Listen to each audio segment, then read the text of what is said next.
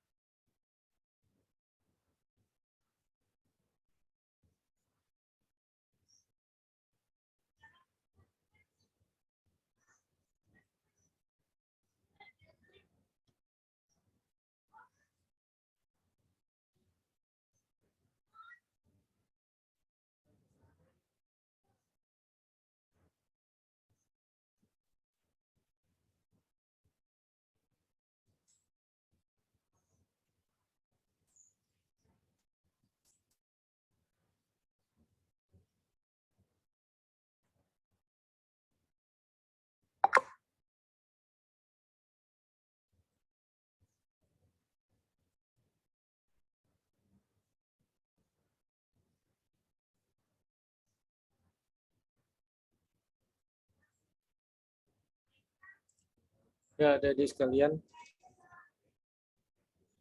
ada amanah dari Bu Susilawati. Saya jelasin tentang kebijakan publik dan anggaran ya. Kenalan dulu, saya Ade Supriyatna, anggota Komisi B DPRD Kota Depok, fraksi PKS, dan materi ini disampaikan pada mata kuliah Advokasi Kesehatan di Stikes Rafflesia. Jadi adik-adik sekalian, kebijakan publik, kemudian sistem hukum, lalu nanti anggaran ini jadi satu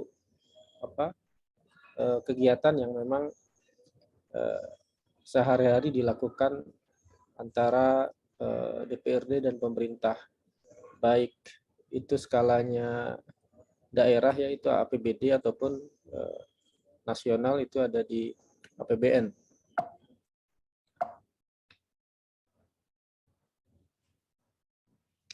Kita sedikit bahas dulu ya beberapa teori terkait kebijakan publik dan hukum. Jadi kebijakan publik adalah apa yang tidak dilakukan maupun yang dilakukan oleh pemerintah berfokus pada negara sebagai pokok kajian. Ini disampaikan ahli Thomas Erdai tahun 1981.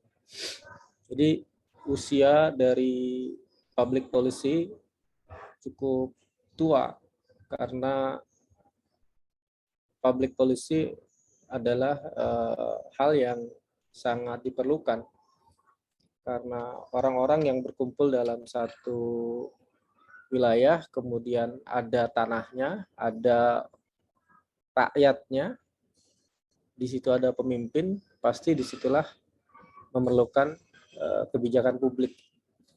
Jadi fokusnya kepada pemerintah ya, atau negara, atau di dalam skala daerah ada di gubernur atau di wali kota. Jadi kebijakan publik adalah apa yang tidak dilakukan maupun yang dilakukan oleh pemerintah. Jadi pemerintah melakukan sesuatu itu kebijakan publik. Atau pemerintah tidak mengatur sesuatu atau mendiamkan itu juga kebijakan publik. Gitu ya. Kemudian ahli yang lain, Easton tahun 1969 menyampaikan kebijakan publik adalah pengalokasian nilai-nilai kekuasaan untuk seluruh masyarakat yang keberadaannya mengikat. Ya. Dalam pengertian ini, hanya pemerintah yang dapat melakukan sesuatu tindakan kepada masyarakat. Dan tindakan tersebut merupakan bentuk dari sesuatu yang dipilih oleh pemerintah, yang merupakan bentuk dari pengalokasian nilai-nilai kepada masyarakat. Jadi, dalam hal ini kebijakan publik punya power ya, punya kekuatan, punya kekuasaan untuk mengikat seluruh masyarakat untuk berada dalam kerangka atau ruang lingkup kebijakan publik tersebut. Jadi ini pilihan-pilihan dari pemerintah untuk mengatur warganya, ya, agar tercipta keteraturan, agar tercipta keserasian, ketertiban. Nah, disitulah peran dari pemerintah agar bisa mengatur, bisa berbuat lebih banyak untuk masyarakat.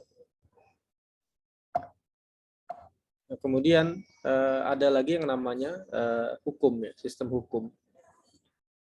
Dari Profesor Van Kan, ini ahli hukum berkebangsaan Belanda ya.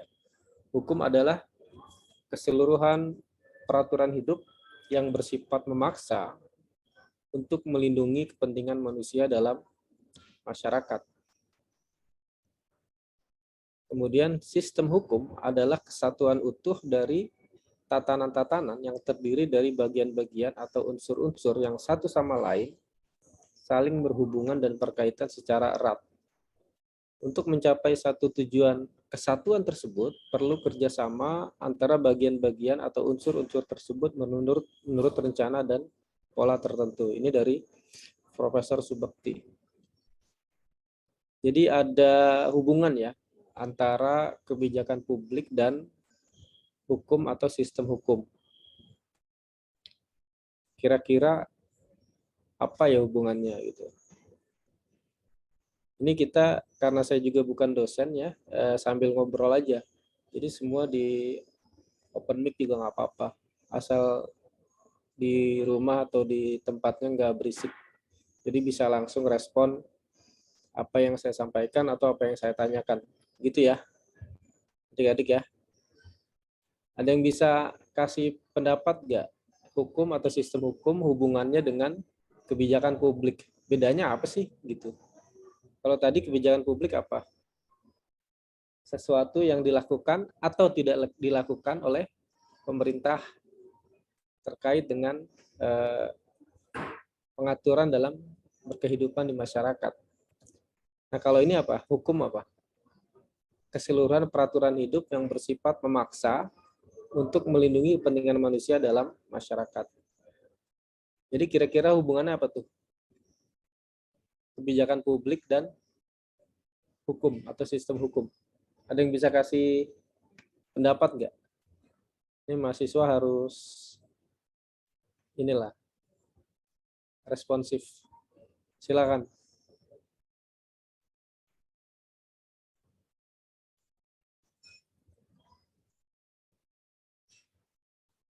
Ada?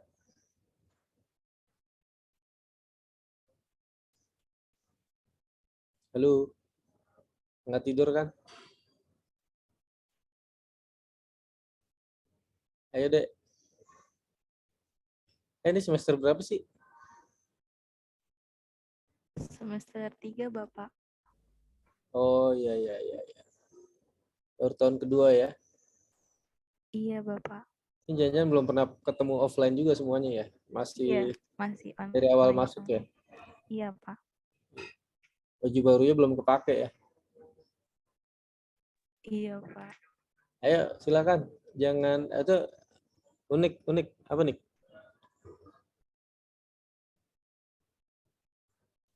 Kalian tahu nggak hubungannya? Hubungannya baik-baik aja atau hubungannya gimana gitu?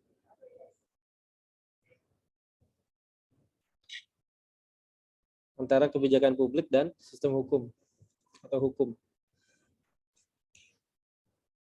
Jadi contoh ya, kalau misalnya ada masalah nih, ada masalah eh,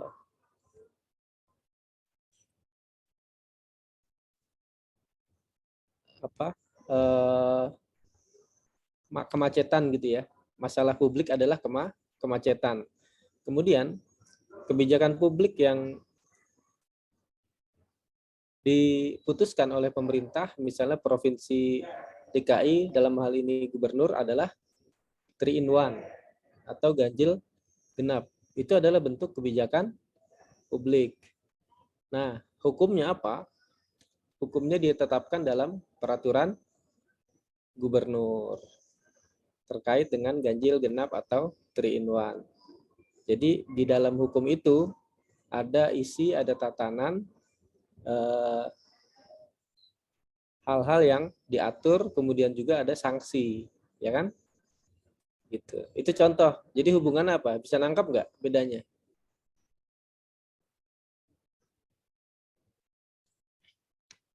Ayo,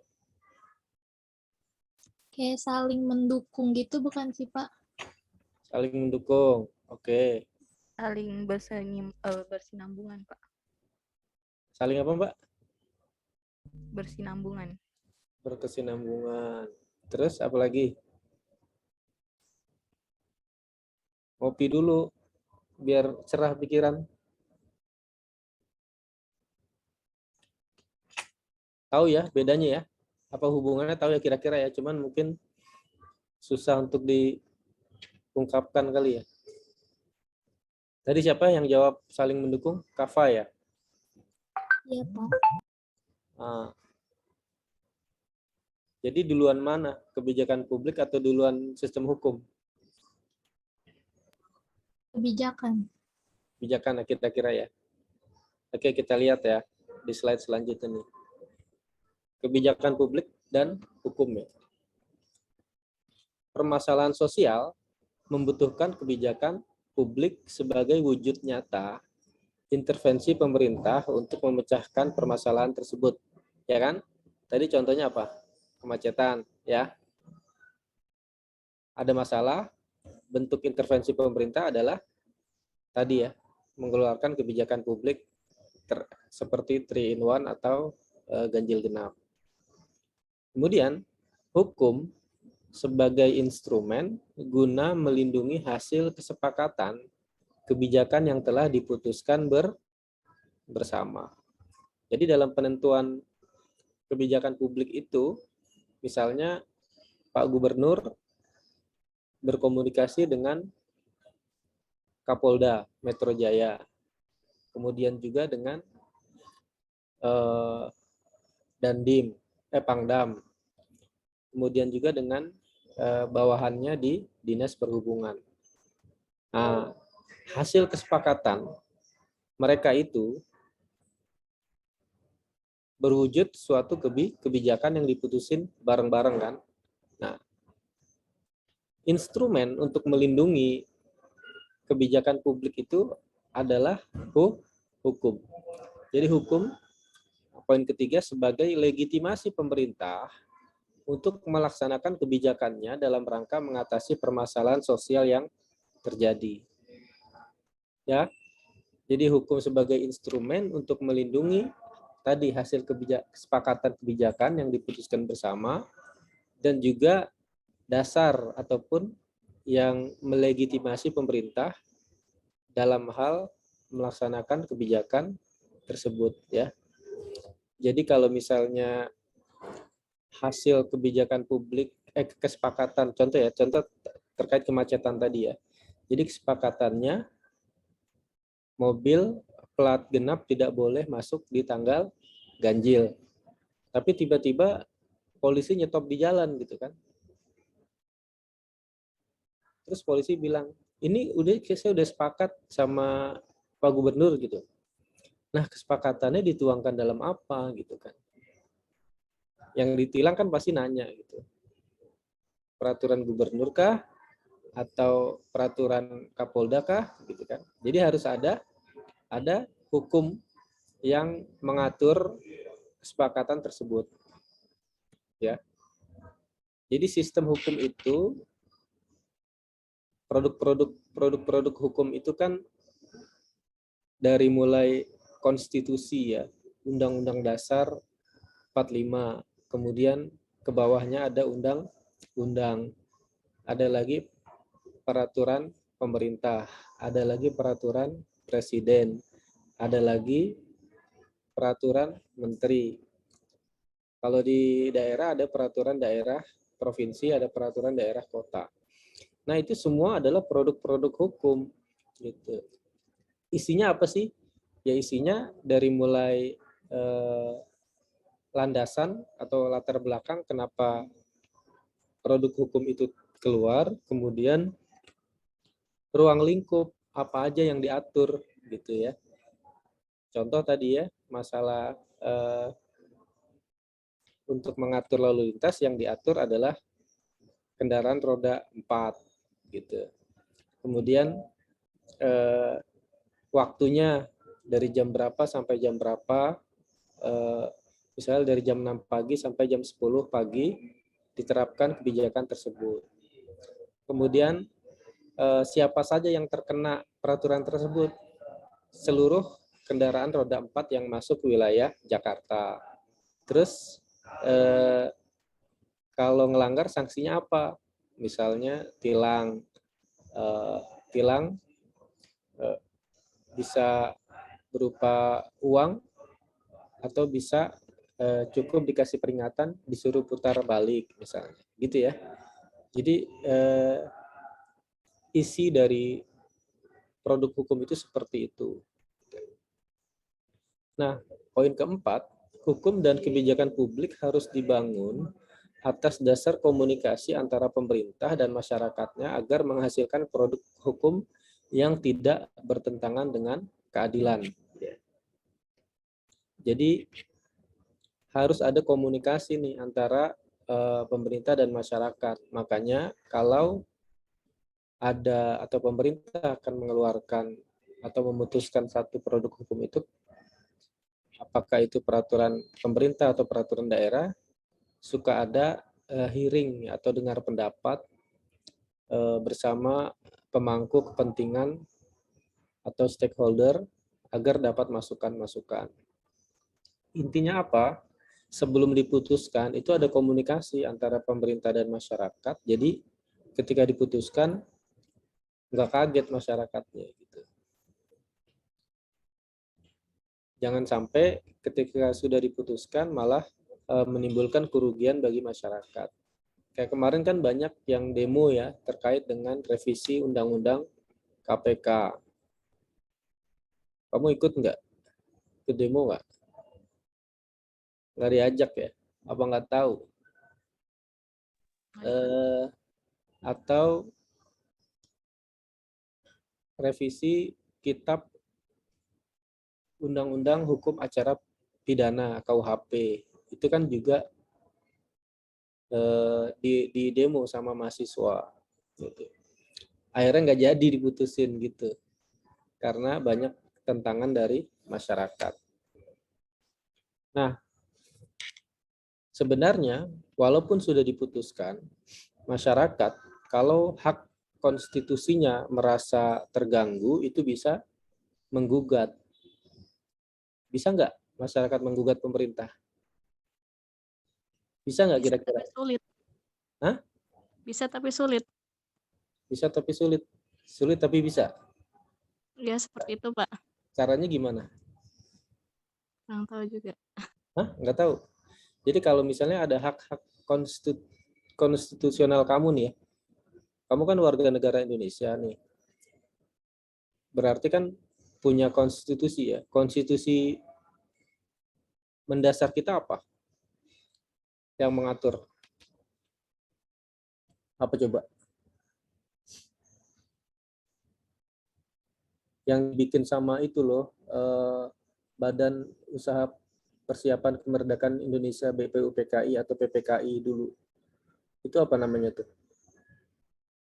Konstitusi negara, namanya apa? Yang paling dasar, yang paling mendasar, Pancasila. Pancasila. Terus ada UUD 1945. nah, UUD ya. Jadi Undang-Undang Dasar 1945. Itulah konstitusi dasar kita yang mengatur seluruh warga negara Indonesia. Jadi tidak ada yang lebih dasar dari UUD 1945. Nah, Pancasila ada tercantum dalam apa? Di UUD 45 kita.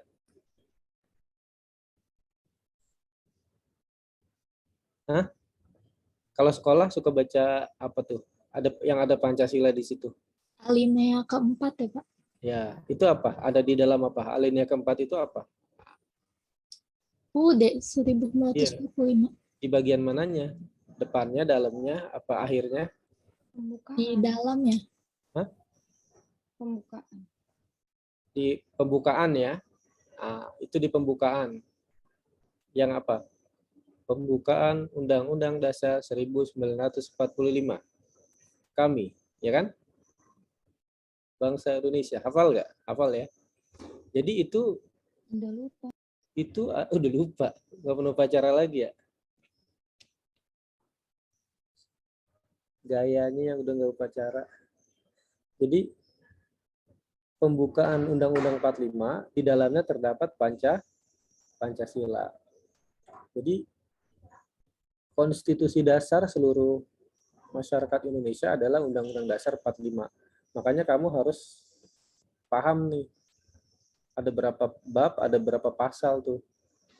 Jadi bisa tahu apa aja yang diatur dalam Undang-Undang Dasar tersebut. Nah, kalau misalnya ada produk hukum yang berada di bawah, hierarkinya berada di bawah UUD 45, kalau misalnya hak warga negara merasa terzolimi atau dirugikan, dia bisa menggugat, gitu ya. Tadi makanya tadi siapa yang tadi bilang bisa tapi sulit, sulit tapi bisa, ya. Saya amin. Caranya gimana gitu kan? Nggak tahu caranya. Misalnya nih ya, kamu pada pakai jilbab ya. Nah, pada pakai jilbab. Kalau misalnya ada aturan di tempat kerja misalnya, atau aturan bahkan undang-undang yang meminta kamu melepas kerudung dalam pekerjaan. Itu kamu gimana caranya?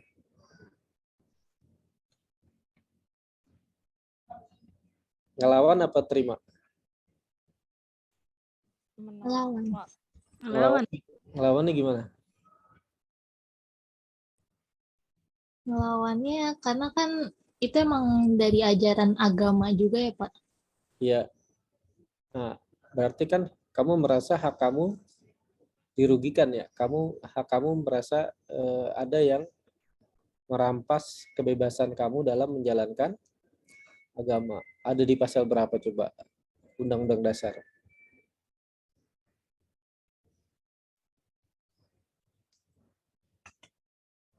Ngopi lagi.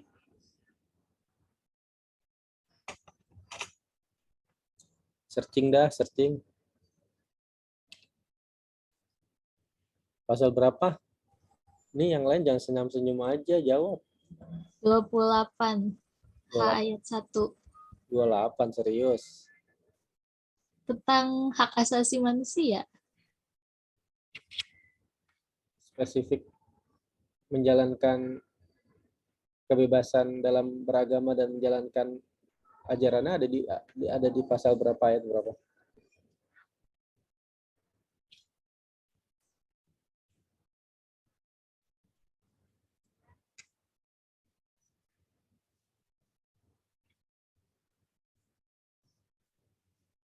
Temu nggak? Pasal 29 ayat 2 bukan Pak? Iya, betul. Siapa tuh yang jawab? Paula. Oi, Paula, ambil kopi, ngopilah hadiahnya. Pasal 29 ayat 2. Jadi kamu bisa datang kemana? Kemana coba ngadunya? Kan kamu udah tahu nih hak kamu dilanggar nih berdasarkan Undang-Undang Dasar 45. Kamu ngadunya kemana coba?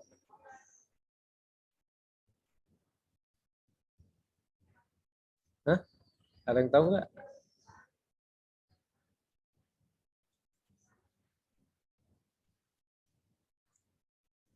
Ke mahkamah?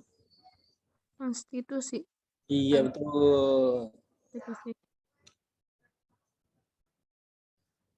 Ke Mahkamah Konstitusi. Jadi kamu datang tuh ngadu ke hakim. Pak Hakim, ini ada peraturan pemerintah, peraturan daerah yang tidak membolehkan saya menggunakan jilbab atau kerudung di tempat kerja, gitu kan. Makanya saya merasa hak saya terampas, saya dirugikan. Makanya ngadu. Nanti hakim Mahkamah Konstitusi akan memanggil tuh pihak-pihak terkait. Misalnya yang menetapkan siapa, misalnya gubernur atau wali kota atau DPRD-nya. Nah, nanti kalau misalnya dianggap oleh hakim itu bertentangan dengan Undang-Undang Dasar, maka aturan tersebut batal demi hukum. Jadi kamu dimenangin. Itu ya.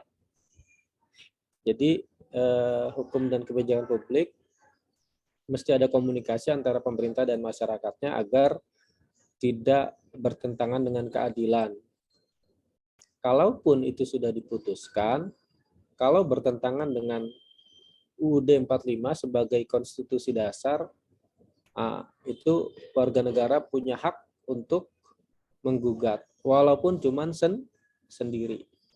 Ya, jadi jangan takut untuk melawan ketidakadilan hukum kalau misalnya hak-hak kamu itu dilindungi oleh Undang-Undang Dasar 45. UUD 45 itu luar biasa produk para founding father kita yang ikut mendirikan bangsa ini. Walaupun sekarang sudah beberapa kali ada amandemen, ada revisi, gitu ya. Lanjut ya. Nah, ini peta jalan pembuatan kebijakan publik ya. Ada di buku Public Policy Analysis karya William Dunn.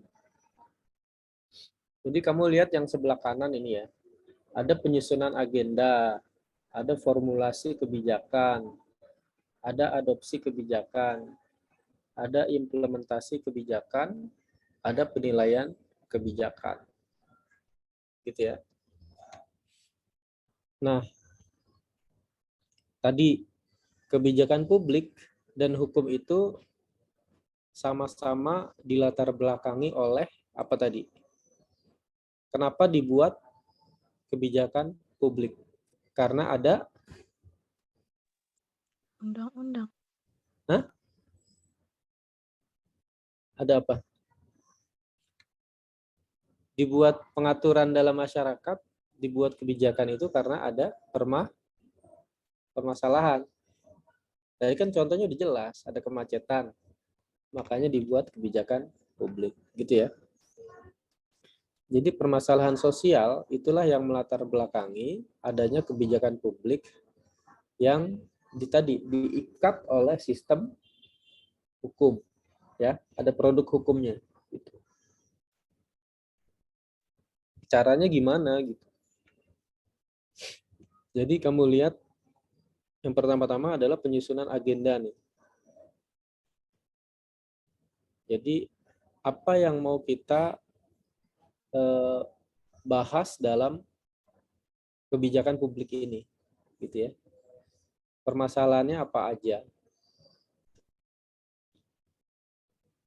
Kemudian kita formulasikan nih kebijakan. Kayak tadi ya contohnya kemacetan nih. Ide-ide apa sih yang bisa mengurangi kemacetan gitu kan? kan kemacetan adalah fenomena banyaknya kendaraan dalam satu jalan dalam satu waktu. Makanya macet. Ya nggak? Kalau misalnya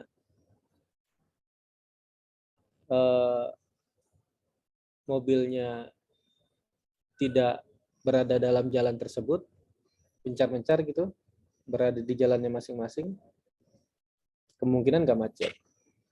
Kalau misalnya mobil roda 4 itu tidak lewat jalan tersebut pada jam yang sama, misalnya ada 1000 mobil, 100 misalnya jam 7, 100 lagi jam 8, 100 lagi jam 9. Kira-kira macet nggak? Enggak ya, karena diatur jamnya. Gitu ya. Nah itu, jadi di formulasi kebijakan itu kita melihat beberapa alternatif gitu. Beberapa alternatif kebijakan yang berlandaskan bisa pada kajian, pada penelitian, atau simulasi-simulasi yang dilakukan untuk menyelesaikan permasalahan tersebut.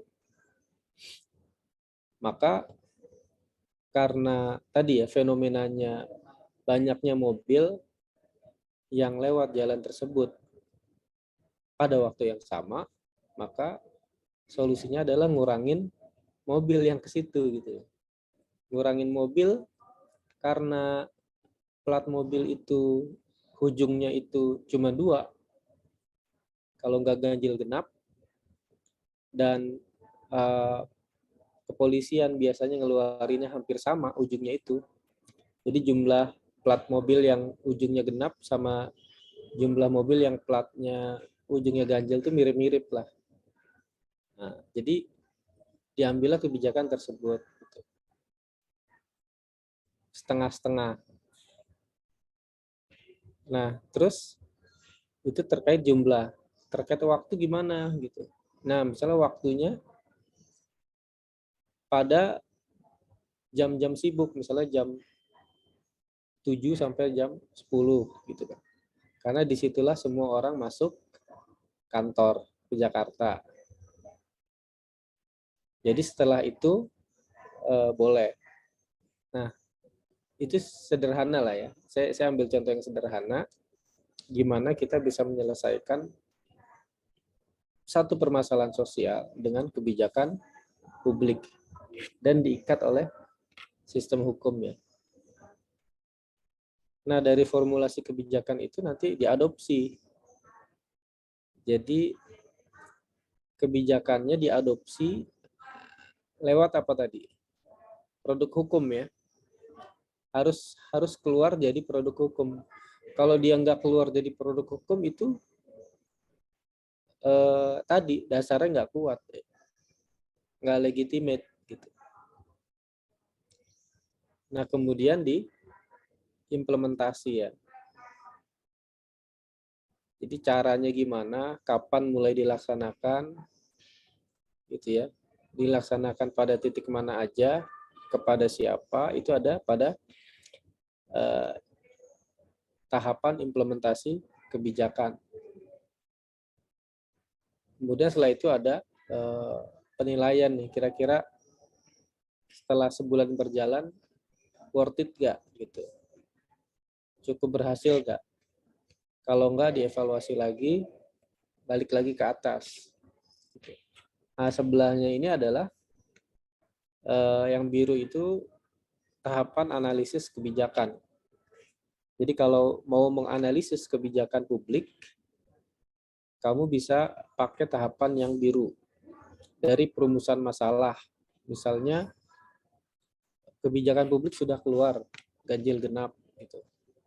Masalahnya apa lagi gitu loh. Ternyata banyak yang punya mobilnya 2 gitu. Satunya platnya genap, satunya ganjil. Jadi kemungkinan sama aja gitu. Nggak menyelesaikan masalah misalnya. Contoh. Kemudian diramalin, ada peramalan ya. Artinya kalau misalnya alternatif-alternatif kebijakan itu dilaksanakan, apa yang akan terjadi. Misalnya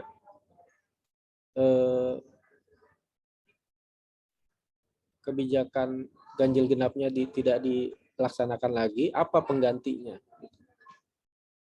Kalau misalnya diteruskan, bagaimana itu bisa menyelesaikan masalah?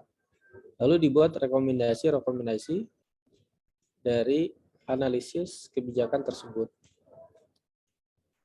Ada lagi tahapan pemantauan dan penilaian. Jadi seperti itu, kita bisa, kamu sebagai mahasiswa bisa menilai ini. Kira-kira kebijakan publik yang dikeluarkan oleh pemerintah ini sudah tepat belum menyelesaikan permasalahan yang ada. Karena disitulah peran ataupun tugas dari pemerintah. Dia dipilih oleh rakyat, kamu juga milih kan? Nyoblos nggak kamu kemarin, 2019? Nyoblos, Pak. Nyoblos ya? Nyoblos apa partai?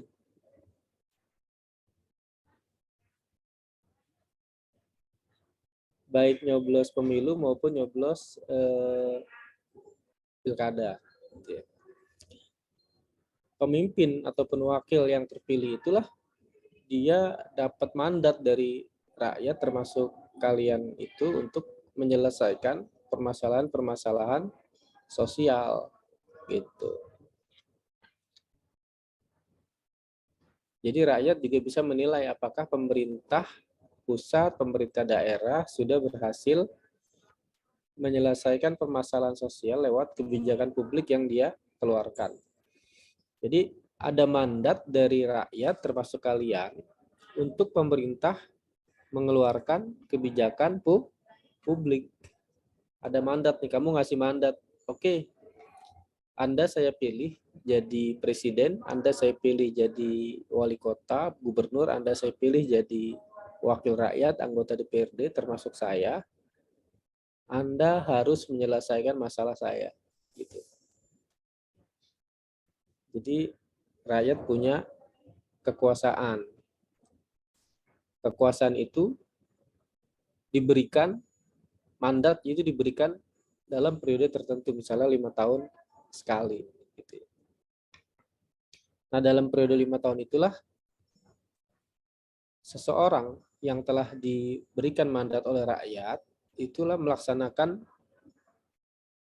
tugasnya sesuai dengan kewenangan yang dimiliki untuk tadi menyelesaikan permasalahan sosial. Kalau misalnya dianggap tidak berhasil gitu kan, Anda cabut aja gitu. Pilih yang lain. Gitu ya. Jadi kekuasaan rakyat ada di situ. Pun kalau misalnya kebijakan yang dikeluarkan itu bertentangan dengan konstitusi dasar, kamu juga bisa melawan kan. Tadi siapa yang bilang nggak tahu, sekarang udah tahu kan gitu. Ke Mahkamah Konstitusi itu, bukan ke Facebook ngadunya ya. Oke, terus nah kira-kira kebijakan publik yang berhasil nih kayak gimana sih indikatornya gitu loh. Ini juga sudah dirumuskan oleh ahli William Dunn tahun 94. Indikator atau kriteria dalam evaluasi kebijakan itu dinyatakan berhasil jika punya efektivitas ya.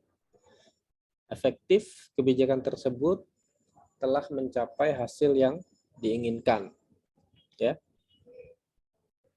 Jadi setelah misalnya diuji coba atau dilaksanakan sebulan telah efektif merubah keadaan, ya. Dari tadi ya, kemacetan dari yang misalnya kemacetan pagi hari di Jakarta itu cuman 5 km per jam rata-rata. Nah, setelah ada kebijakan ganjil genap, misalnya jadi 20 km per jam. Efektif nggak kira-kira? Efektif ya. Gitu. Kemudian yang kedua adalah kecukupan. Kebijakan yang diambil dapat memecahkan masalah secara maksimal. Jadi cukup lah.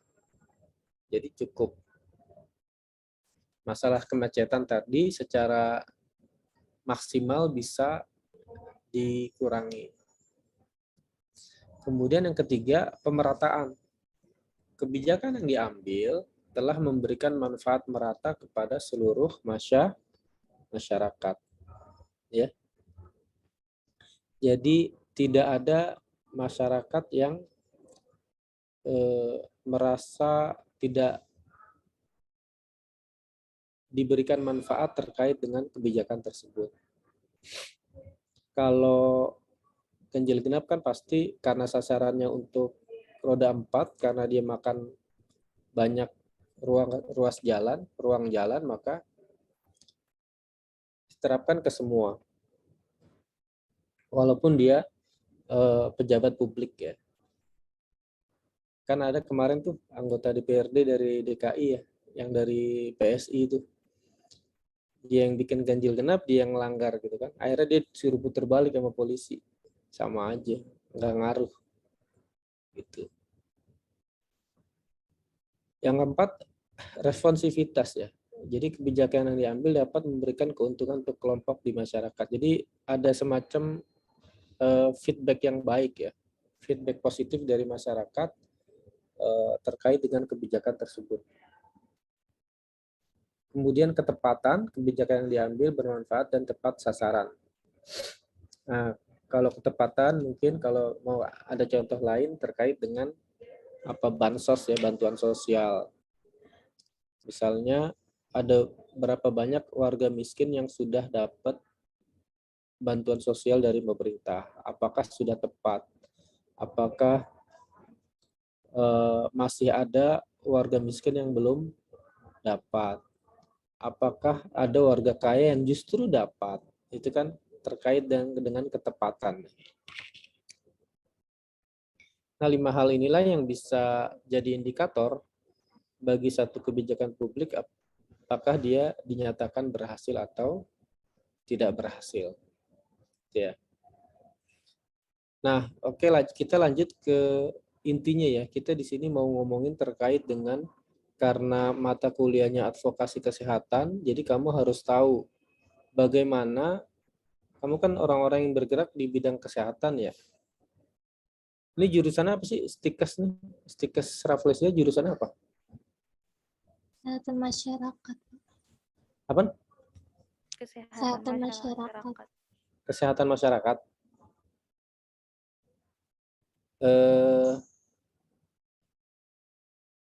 Belajar apa? Kesehatan lingkungan gitu ya? Iya, Pak. Iya, Pak, lebih ke situ. Promosi kesehatan, Pak. Oh, ya. Bagus. Promosi kesehatan. Jadi gimana di satu masyarakat itu punya kebiasaan hidup yang sehat gitu ya. Terus juga punya jaminan kesehatan ya. Dalam hal ini ada fasilitas kesehatan gitu. Kayak gitulah ya. Nah, ini penting. Kamu nanti sebagai profesional di bidang kesehatan masyarakat, bagaimana kamu bisa menyelesaikan permasalahan-permasalahan yang ada itu lewat perumusan kebijakan publik yang nanti akan dikeluarkan oleh pemerintah, baik pemerintah pusat, apakah itu Menteri Kesehatan atau yang lain, atau pemerintah daerah terkait dengan kesehatan gitu ya. Jadi kamu harus tahu caranya gimana bisa merumuskan masalah-masalah yang ada di masyarakat sehingga dia bisa sampai ke pemangku kepentingan itu gitu. Jadi masalahnya tersampaikan ke pengambil kebijakan, jadi dia bisa merasakan masalah ada, tahu masalahnya, dan kamu juga bisa ngusulin, ini loh Pak Presiden, ini loh Pak Menteri, ini loh Pak Wali Kota, caranya untuk menyelesaikan permasalahan-permasalahan sosial terkait dengan kesehatan masyarakat. Kayak kira-kira gitulah mungkin yang diinginkan dari mata kuliah advokasi kesehatan ini. Gitu. Nah, ini mungkin rada-rada panjang ya kita. Ini berapa lama lagi? 1 jam lagi ya. Iya, Pak. Oke. Ini kita ngomongnya APBD dulu ya. Artinya kalau APBN relatif sama gitu ya. Ini asas umum pengelolaan keuangan daerah. Jadi saya jelaskan sedikit di awal bahwa Presiden itu punya kewenangan penuh dalam hal mengelola keuangan daerah. Gitu ya. Kemudian juga wali kota punya kewenangan dalam mengelola keuangan daerah. Karena salah satu sumber daya penting dari kebijakan publik dan produk hukum adalah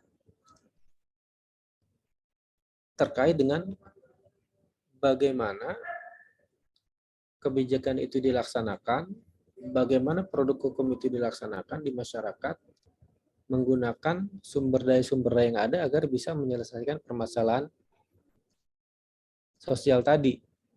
Disinilah peran keuangan itu ada. Gitu.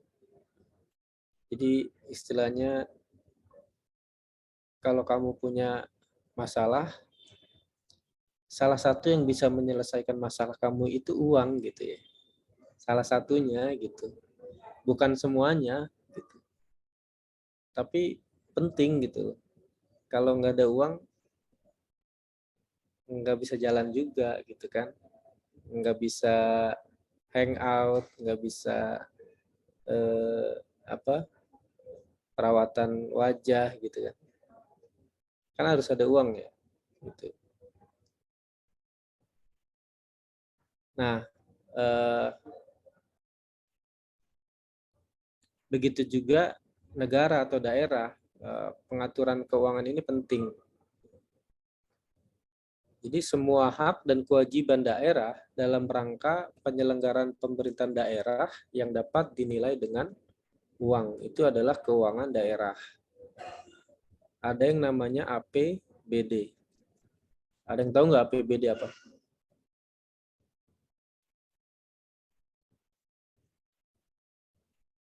Hah? Iya, searching juga boleh. Anggaran, pendapatan, dan belanja daerah. Iya, betul. Jadi ada pendapatan, ada belanja ya. Sama juga kayak kamu gitu kan. Kamu punya pendapatan kan? Ada yang dari hasil, ada yang udah kerja part time belum sambilan atau ngajar? Ada gitu gak? Misalnya pendapatannya dari mana aja gitu. Kemudian nanti kamu belanjakan. Jadi asas umum APBD disusun sesuai kebutuhan dan penyelenggaraan pemerintah daerah berpedoman pada RKPD. RKPD itu rencana kerja perangkat daerah dalam rangka mewujudkan pelayanan kepada masyarakat. Jadi ini ya, yang digarisbawahi mewujudkan pelayanan kepada masyarakat. Karena disitulah pemerintah harus hadir gitu loh. Baik itu pemerintah pusat atau pemerintah daerah, yakni memberikan pelayanan kepada masyarakat. Jadi sesungguhnya pemerintah atau pemimpin dalam satu sisi adalah pelayan. Ya. Kalau di luar negeri kan pegawai negeri itu namanya public servant ya. Pembantu publik lah istilahnya. Pelayan publik. Itu jelas banget. Jadi yang melayani kalian adalah pemerintah sebenarnya. Dan disitulah inti dari kebijakan publik gitu loh. Kebijakan publik pada intinya adalah untuk melayani masyarakat. Yang ketiga, mempunyai fungsi otorisasi perencanaan, pengawasan alokasi, distribusi, dan stabilisasi. Ya, ada perencanaan APBD, kemudian juga ada pengawasan, ada alokasi dan distribusi di mana uang yang ada itu dialokasikan untuk permasalahan-permasalahan yang ada di satu daerah. Kemudian ditetapkan dengan perda. Nah, nomor 4 kalian tahu nggak kenapa ditetapkan dengan perda? Perda itu apa? Peraturan daerah. Peraturan daerah. Jadi kenapa ditetapkan dengan perda APBD ini?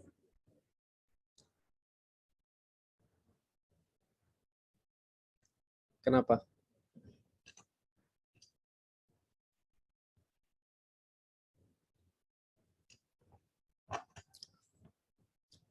Tadi ingat yang dibahas di awal. Perda ini adalah bentuk apa? Undang. Sistem hukum. Ya, betul ya. Ini salah satu produk hukum atau sistem hukum yang mengikat atau melegitimasi dari kebijakan publik, yakni kebijakan keuangan daerah. Jadi ditetapkan dengan perda. Jadi dia punya kekuatan hukum. Oke, kita lanjut. Nah, ini pengelolaan keuangan daerah ya, dilakukan secara tertib, efisien. Tertib ini artinya sesuai dengan aturan ya.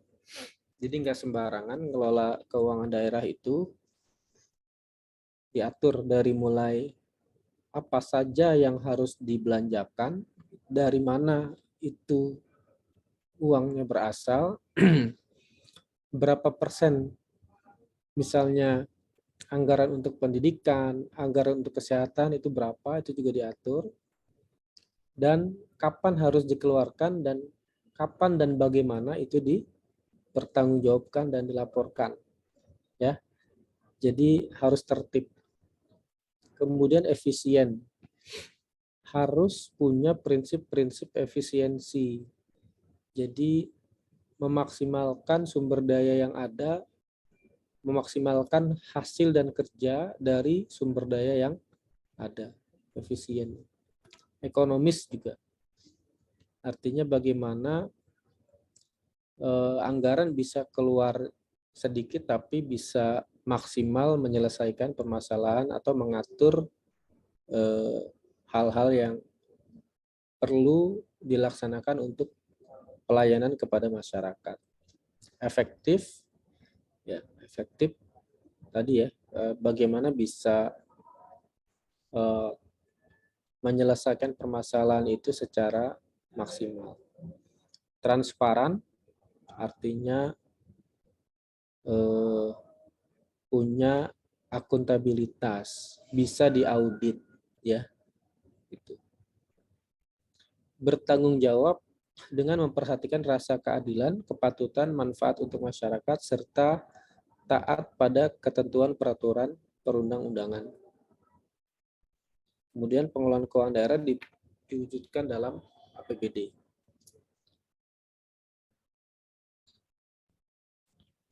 Nah, APBD merupakan dasar bagi pemerintah daerah untuk melakukan penerimaan dan pengeluaran daerah.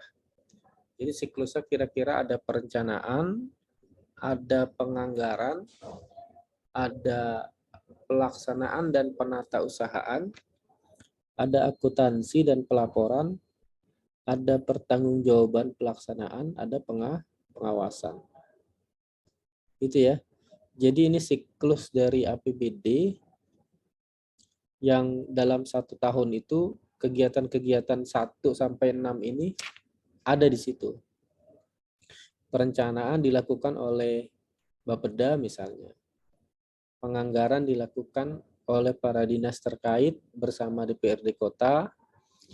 Pelaksanaan dan penatausahaan itu adalah eksekusi ya dari perangkat-perangkat daerah dalam hal membelanjakan dan melaksanakan kegiatan yang sudah diputuskan. Kemudian ada akuntansi dan pelaporan, ini terkait dengan tadi ya, transparansi dan akuntabilitas. Kemudian juga pemerintah harus bertanggung jawab terhadap anggaran yang sudah dibelanjakan, baik melalui laporan keuangan maupun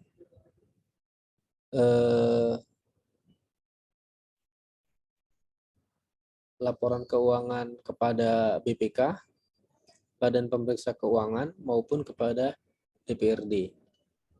Kemudian yang keenam, pengawasan ini dilakukan oleh DPRD dan BPK terkait dengan ketertiban dari pelaksanaan APBD di lapangan.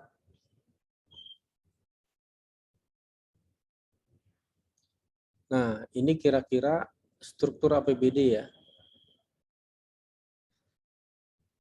Jadi ada pendapatan, ada belanja, ada pembiayaan. Ini untuk wawasan kalian aja ya. Jadi biar tahu gitu loh, APBD itu kayak gimana sih, isinya apa aja gitu. Kalau keuangan rumah tangga kan, oh kalian belum berumah tangga ya. Kalau keuangan pribadi kan juga sama. Ada pendapatan, ada belanja, ada pembiayaan. Ada pendapatan asli daerah. Dapat dari mana? Dari pajak. Pajak daerah. Itu ada PBB.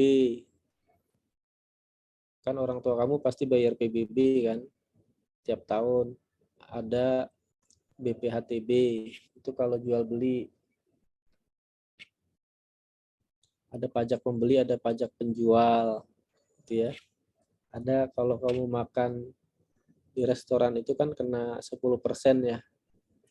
Di Sabu Haji misalnya, itu makan 1 juta, pajaknya 100.000, itu juga untuk daerah. Atau pajak hotel misalnya, gitu. Kemudian retribusi adalah pungutan daerah terkait dengan pemakaian barang milik daerah, gitu. Ada retribusi parkir, ada retribusi kios di pasar dan lain-lain. Kemudian hasil pengelolaan kekayaan daerah yang dipisahkan. Ini misalnya ada badan usaha milik daerah di mana pemerintah kota punya saham di sana, gitu. Kemudian lain-lain pendapatan yang sah. Itu namanya pendapatan asli, yakni pendapatan yang didapat dari hasil usaha daerah itu sendiri, bukan dari yang lain. Kalau pendapatan asli kamu itu pendapatan yang berasal dari usaha kamu, gitu. Misalnya kamu ngajar, kamu kerja, kamu bikin punya jasa apalah gitu kan, jasa titip produk, misalnya jasa belanja atau jasa make up, kamu bisa make up orang.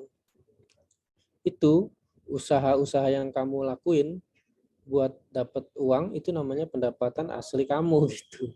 Pendapatan sama seperti pendapatan asli daerah. Yang berikutnya adalah pendapatan transfer. Transfer pemerintah pusat. Jadi ada dana perimbangan, dana insentif daerah, otonomi khusus, keistimewaan, dan dana desa. Jadi ada namanya dana alokasi umum dan alokasi khusus ya. Dari pemerintah pusat kepada daerah. Ada transfer antar daerah. Ini juga pendapatan bagi hasil, misalnya bagi hasil pajak kendaraan bermotor dari provinsi ke kota. Nah, pendapatan transfer ini misalnya contoh pendapatan kamu dari orang tua misalnya. Ditransfer tiap bulan 10 juta misalnya kan. Buat buat kamu. Itu namanya pendapatan transfer. Ya. Dari instansi yang lebih tinggi biasanya. Gitu. Dari pemerintah pusat, ada pemerintah provinsi. Kemudian lain-lain pendapatan yang sah. Ada hibah, ada dana darurat, dan lain-lain lah ya. Kalau kamu kan hibahnya biasanya dari siapa misalnya? hibah tuh hadiah lah ya, atau dikasih gitu. Apakah dari kakek, apakah dari guru, atau dari teman, itu hibah. Jelas ya, terkait pendapatan daerah ya, sumber-sumbernya dari mana aja. Kemudian ada lagi namanya belanja. Belanja daerah ini ada belanja operasi, belanja modal, belanja tidak terduga, dan belanja transfer.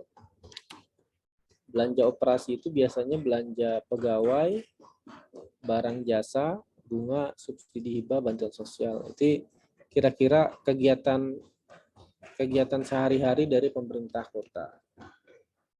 Kalau belanja modal biasanya yang terkait dengan aset, penambahan aset. Jadi kayak bangun gedung, bangun jembatan, bangun jalan itu namanya belanja modal karena di laporan keuangannya dia masuk pada penambahan aset gitu.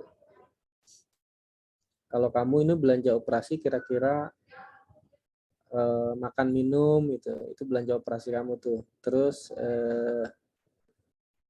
bayar kuliah misalnya, atau transportasi itu belanja operasi kamu tuh. Kalau belanja modal kamu itu contohnya apa?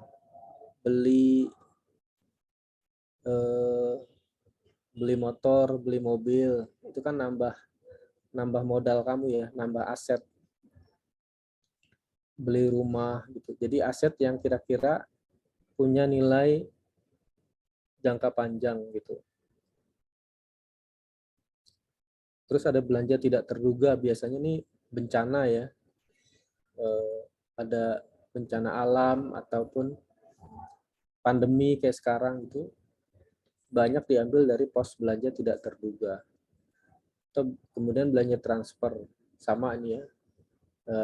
Kita dari belanja pemerintah kota ke keluar ya, ke daerah lain. Ini belanja, jenis-jenis belanja gitu.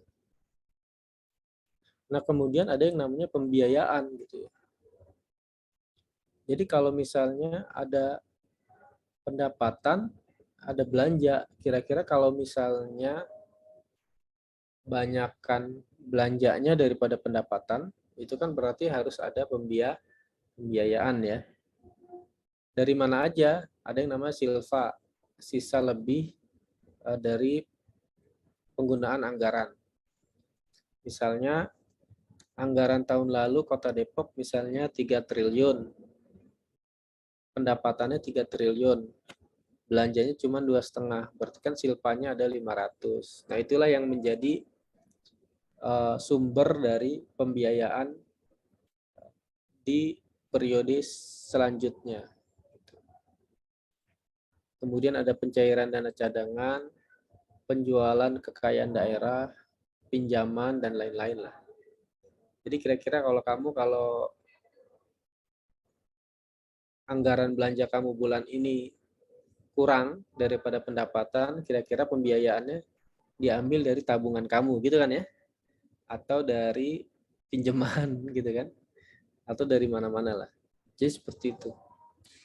Secara mudahnya seperti itu. Nah, kemudian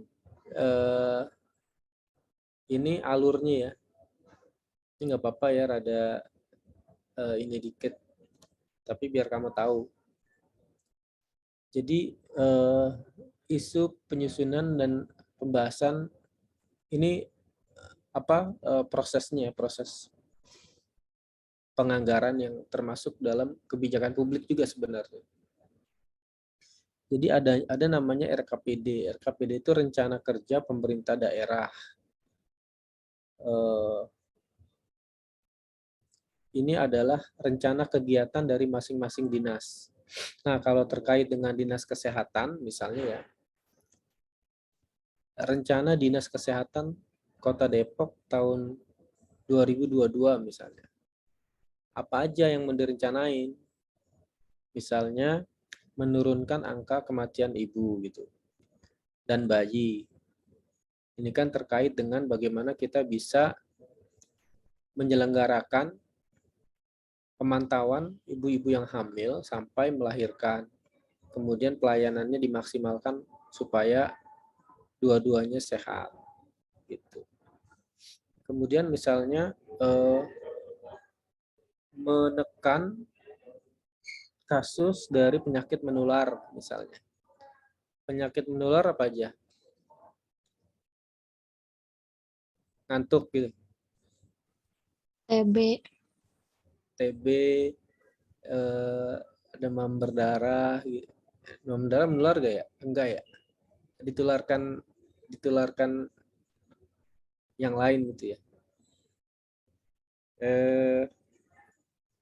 COVID misalnya gitu ya. Gitu. Nah, di situ dimuat dalam rencana kerja gitu. Ada isu strategisnya, ada tujuan-tujuannya, kemudian anggarannya berapa kira-kira. Nah kan dari misalnya ada 27 perangkat daerah di situ ya, di Kota Depok misalnya.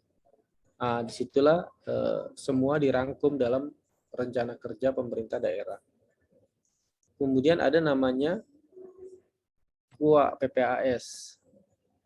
KUA itu adalah kebijakan umum anggaran. PPAS itu adalah prioritas pelapon prioritas anggaran sementara. Jadi dari usulan-usulan banyak perangkat daerah, misalnya Dinas Kesehatan mengajukan 500 miliar misalnya. Dinas Pendidikan mengajukan 600 miliar, dinas lain gitu. Nah, diramu dalam satu dokumen namanya Kebijakan Umum Anggaran dan pelapon prioritas anggaran sementara, sehingga ada prioritas dari mulai apa aja yang kita mau selesaikan tahun ini gitu. Masalah-masalah apa aja yang mau kita selesaikan tahun ini dengan anggaran segini. Nah, itu ada namanya di kebijakan umum anggaran. Gitu. Nah, di situ sudah tercantum program dan kegiatan. Ada indikatornya, ada tolok ukurnya, ada target kinerja. Nah, dari situ tadi dibalikkan lagi ke perangkat daerah untuk menyusun RKA namanya, Rencana Kegiatan dan Anggaran. Nah, jadi mulailah tadi Dinas Kesehatan misalnya terkait dengan penyelesaian menekan kematian ibu dan bayi misalnya, melaksanakan kegiatan apa aja, misalnya kegiatan pemeriksaan ibu hamil misalnya dan pemantauan ya. Kemudian pemberian makanan tambahan bagi ibu hamil agar punya gizi yang cukup baik untuk ibunya maupun bayinya. Kemudian pemeriksaan terencana gitu ya, tiap bulan misalnya sampai melahirkan. Itu kan ada anggaran yang dialokasikan untuk itu gitu ya. Sama juga seperti dengan kasus yang lain seperti tadi penyakit menular. Jadi ada ASB namanya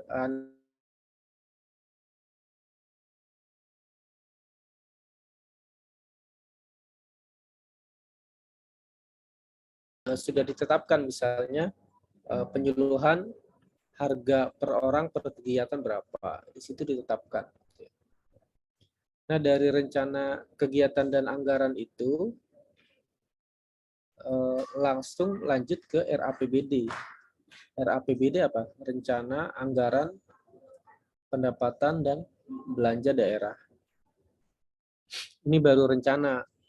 Nah, kemudian dilakukan evaluasi melibatkan DPRD ya. Melibatkan DPRD, Dewan Perwakilan Rakyat Daerah, untuk dibahas bersama sehingga dia lahir sebagai tadi peraturan daerah sebagai produk hukum yang melindungi, yang mengikat dan melegitimasi pemerintah kota agar bisa melaksanakan apa-apa aja yang sudah tercantum dalam APBD. Jelas nggak nih?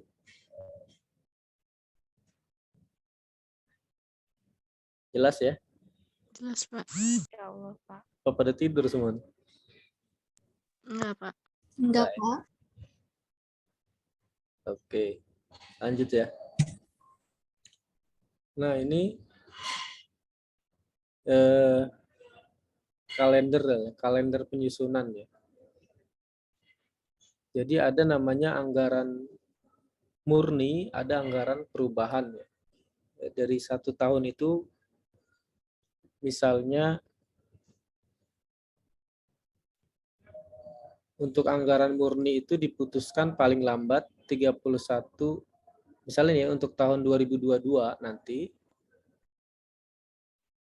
anggaran murninya itu diputuskan sebelum tanggal 31 Desember 2021 ya.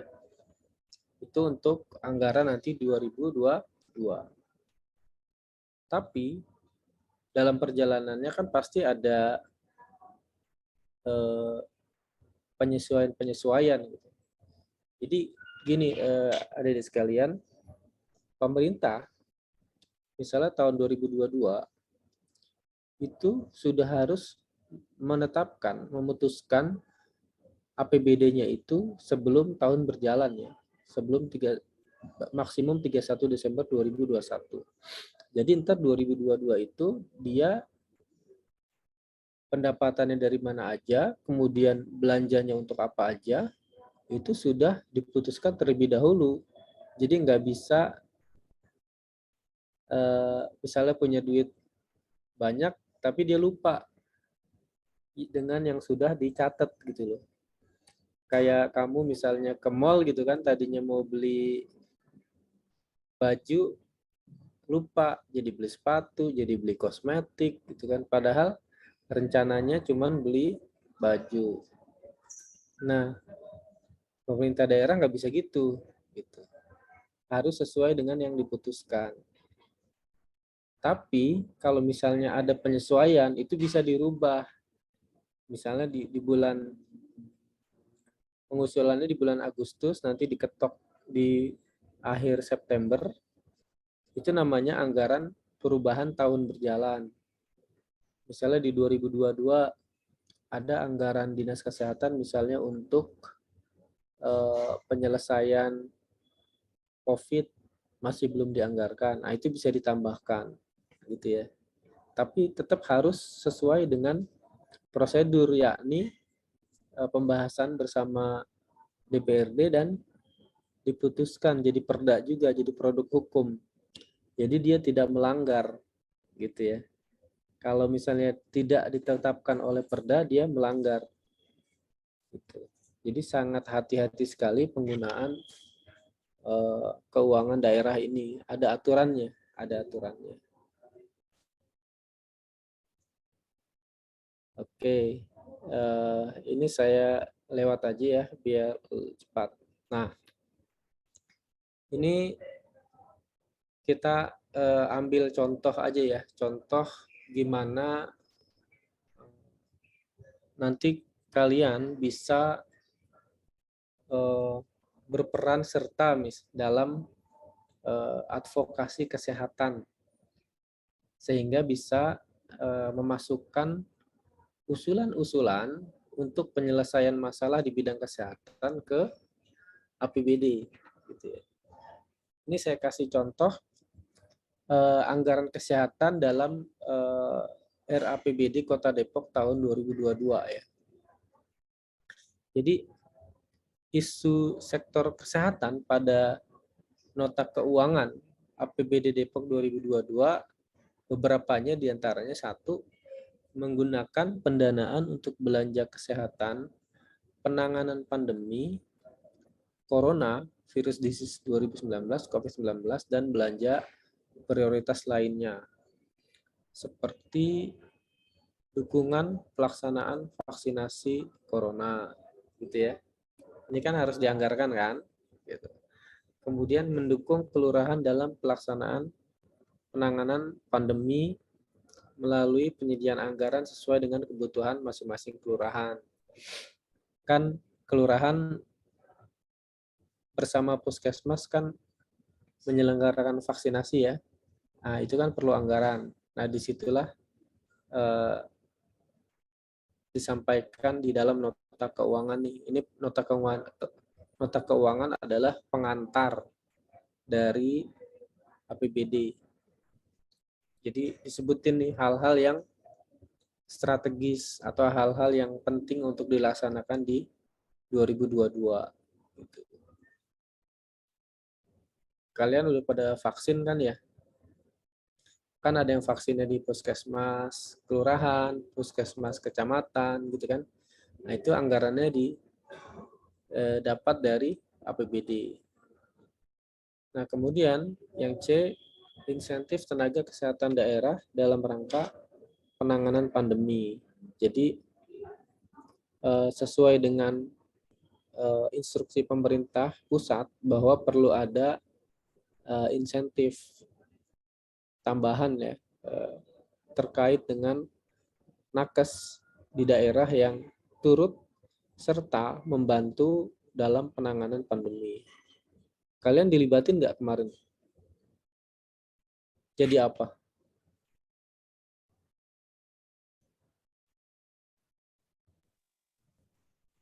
Vaksinator. Oh, kamu bisa nyuntik? Sebenarnya enggak sih Pak, kan paling kayak screeningnya, tensinya. Oh, tapi belum boleh sebenarnya. Kalau tenaga kesmas kan nggak ke suntik-suntik kayak gitu Pak, itu kan lebih ke keperawatan yang boleh. Oh iya, artinya kamu dilibatin dalam kegiatan vaksinasi gitu ya, dalam hal screening gitu, atau mungkin input di sistem ya. Nah itu kan dapat insentif nggak? Dapat insentif nggak? Dapat ya. Dia per kegiatan ya. Berapa dapatnya? Kepo aja nih. Saya sekalian ngecek di lapangan sih. Sebenarnya ini mah pengalaman dari teman-teman aja sih Pak. Kalau saya sendirinya mah belum. Yang udah siapa di sini? Saya. Berapa kamu Dek dapat Dek? Rahasia. Waduh, rahasia. Ini kan saya lagi kontrol di lapangan ini.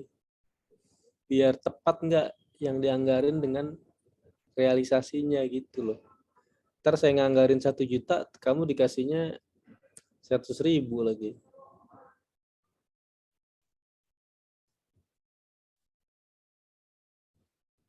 Cuma 1 orang nih yang dilibatin.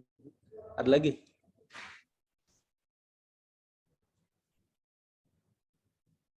Yang lain pernah? Belum ya? Kak, baru semester 3 kali ya? Ya, jadi seperti itu.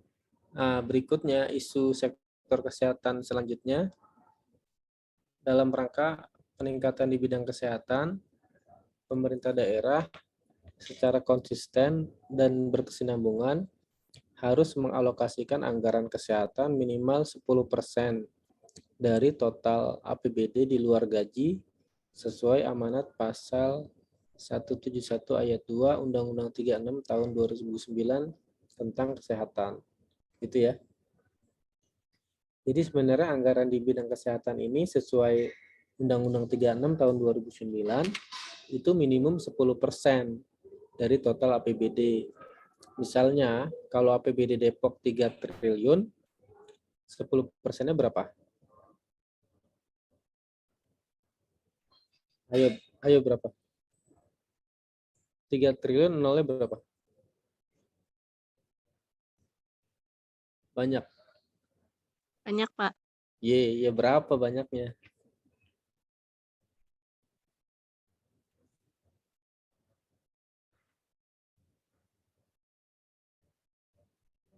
Enam, 9, 10, 11? 9. Hah? Serius 9. 9? 12. Nah, tuh 12. Belum pernah megang, Pak. Belum pernah megang. Sama. Enggak, kamu tulis saja 3 triliun tuh. 3 nolnya 12 tuh megang tuh kamu di kertas. Nah, 10% dari 3 triliun berapa?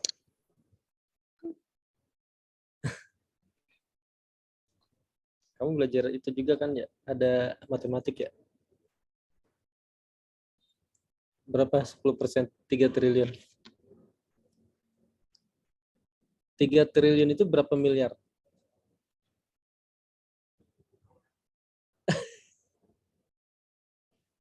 Banyak, Pak.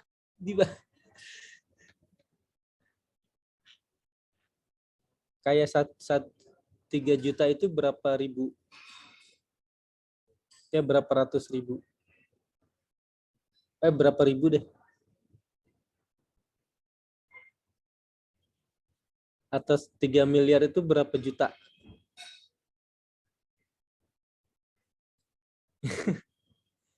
Tiga miliar itu kan 3.000 juta.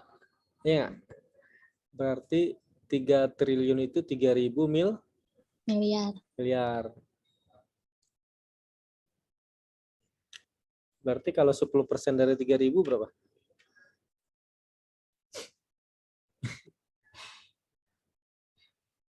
Ayo pakai kalkulator juga nggak apa-apa. 2,7 ya, Pak. Hah? Serius? Nggak apa-apa nih saya tanya matematik. Dari tadi nanya yang lain kan, hukum, apa. Sekarang saya tanya matematik. 10% dari 3.000 miliar berapa? 10% dari 3.000.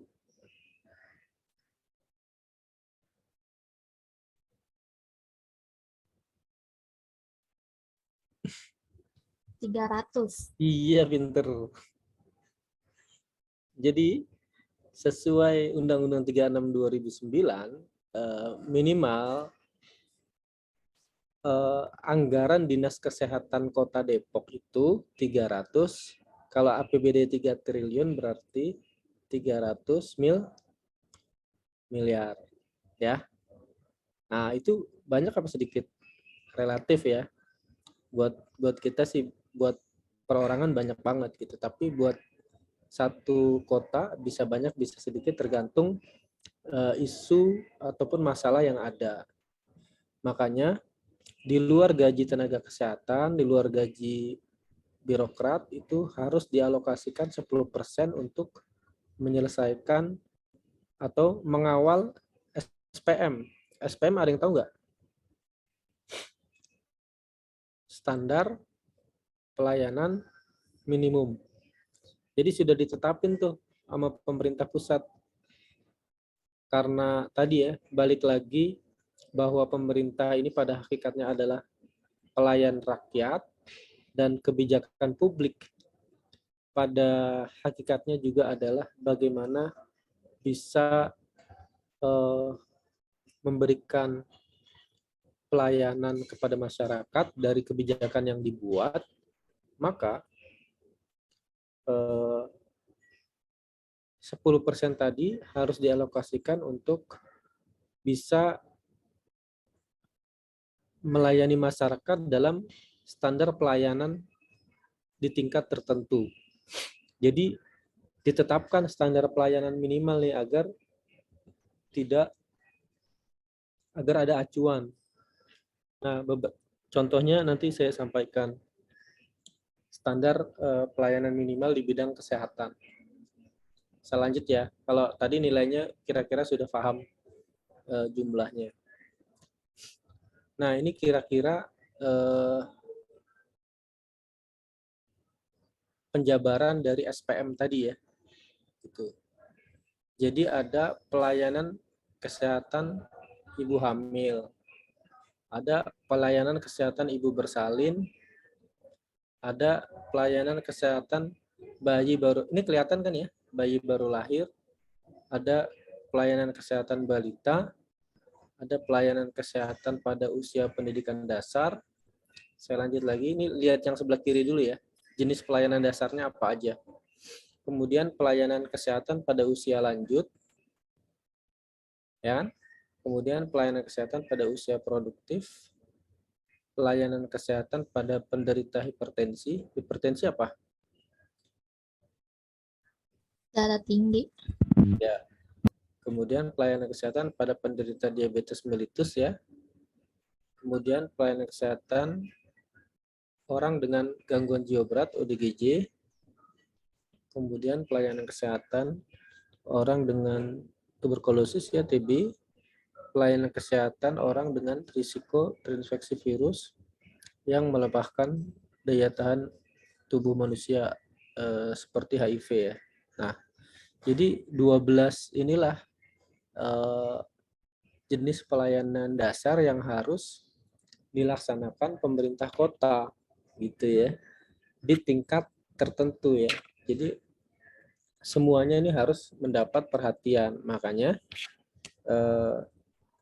alokasi anggaran harus minimum dialokasikan pada 12 jenis pelayanan dasar tersebut gitu. Nah, tadi sebagaimana disampaikan harus ada indikator, harus ada target gitu kan. Lalu dibuatlah di rencana kerja pemerintah daerah. Ini yang namanya dokumen RKPD ya, saya kasih lihat biar kamu juga tahu apa sih bentuk dokumennya kayak gimana gitu kan. Contoh ya, pelayanan kesehatan ibu hamil ya. Jadi indikatornya apa? Jumlah ibu hamil yang mendapatkan layanan kesehatan. Targetnya berapa? 100%. Artinya seluruh ibu hamil yang ada di Kota Depok itu harus mendapatkan layanan kesehatan.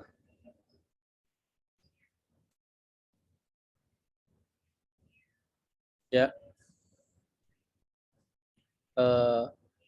Subkegiatannya pengelolaan pelayanan kesehatan ibu hamil, ada jumlah peserta, kemudian ada pagu anggaran.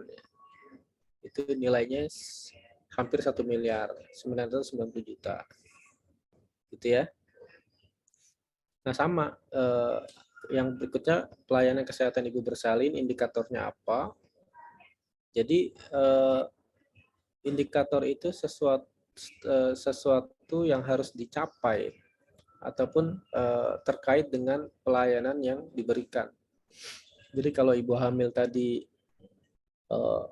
seluruhnya bisa mendapatkan layanan kesehatan, yang ibu bersalin juga, kemudian bayi baru lahirnya juga mendapat kesehatan. Ada balita, kemudian ada warga pada usia pendidikan dasar ya, ada SD, SMP, TK ya, TK balita ya, balita di bawah 5 tahun.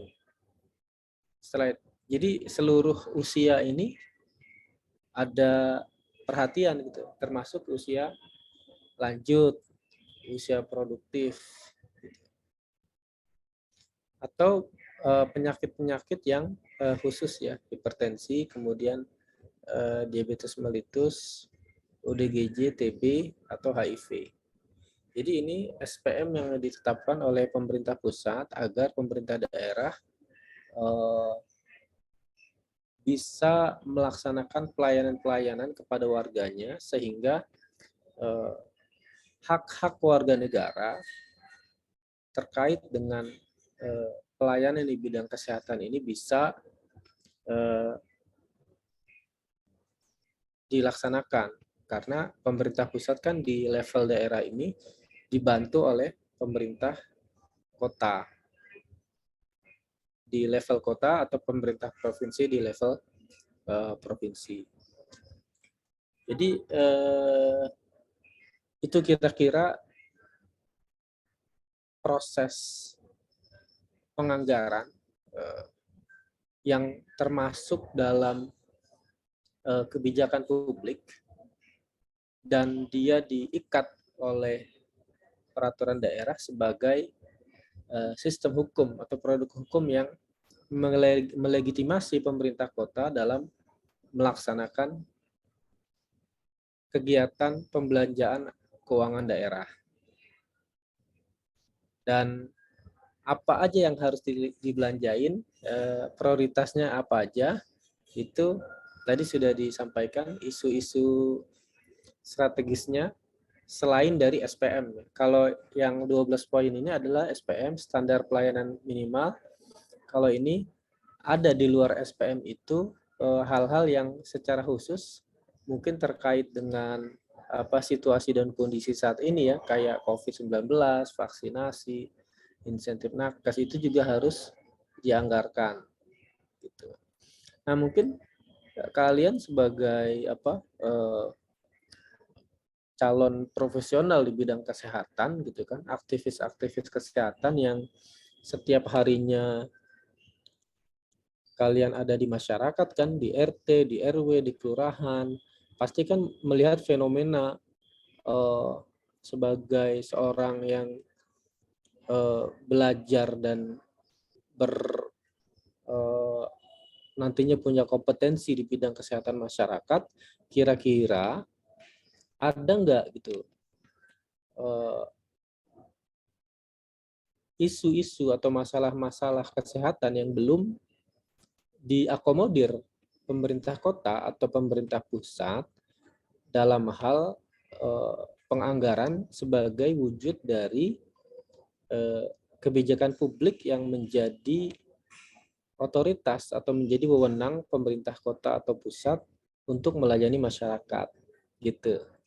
Inilah peran serta kalian ya adik-adik sebagai calon-calon profesional di bidang kesehatan masyarakat.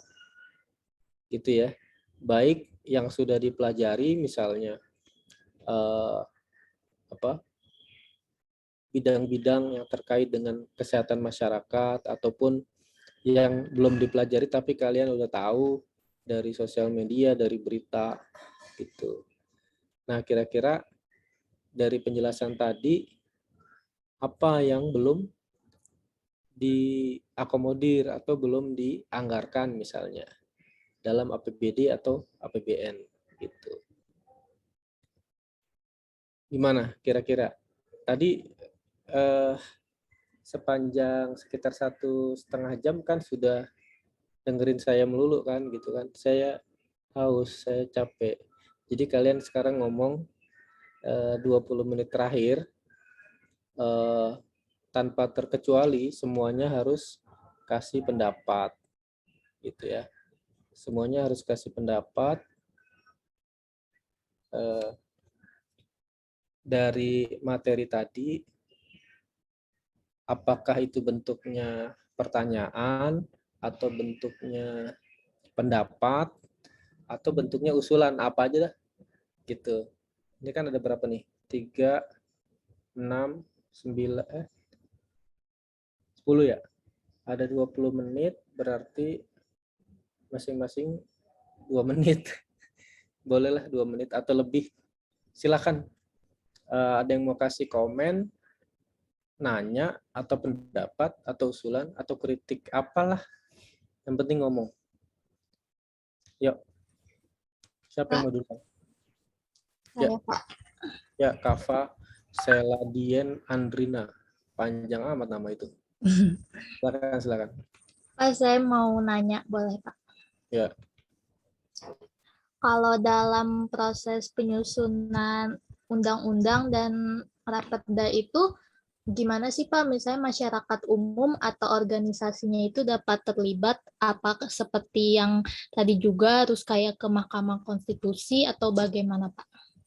Enggak, kalau penyusunan Raperda itu bisa langsung, misalnya komunitas kesehatan masyarakat bisa langsung ngajuin beraudiensi ya, ngajuin surat misalnya ke Kepala Dinas Kesehatan Kota gitu kan.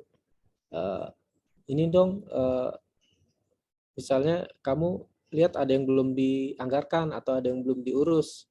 Nah, segera misalnya ini kan pokoknya menjelang akhir tahun ya, itu tuh kalian tuh harus mendekat kepada stakeholder terkait untuk menyampaikan usulan-usulan tersebut gitu ya. Ini terkait dengan penyusunan Raperda APBD ya gitu. Ngerti ya Kak Faya? Jadi kalau anggaran langsung aja ke dinas terkait, ajuin surat pengen ketemu gitu loh. Misalnya komunitas praktisi kesehatan masyarakat Kota Depok misalnya. Ada nggak sih itunya? Itunya apa namanya? Komunitasnya ataupun asosiasinya ada nggak? Kalau yang apa, Pak? Yang tadi praktisi kesehatan masyarakat. Paling kalau yang saya tahu komunitas gitunya ISM KMI, Pak, Ikatan Senat Mahasiswa Kesehatan Masyarakat Indonesia. Oh gitu. Nah itu juga bisa tuh melakukan audiensi tuh dengan apakah dengan dinas kesehatan atau dengan DPRD kota. Kirim aja surat gitu ya. Oke, yang lain masih 9 lagi.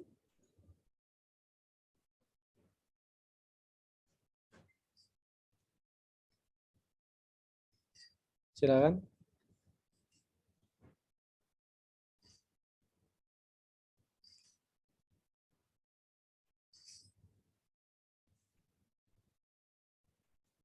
Ada Adelia. Adelia ada komen? Ngerti gak? Ada yang mau ditanyain? Nggak ada. Ada yang mau dikomen? Apa aja, silakan. Ada Anastasia. Silakan. Open mic.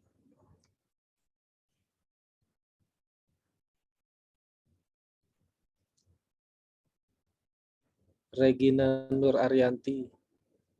Silakan open mic. Kamu dapat berapa insentif?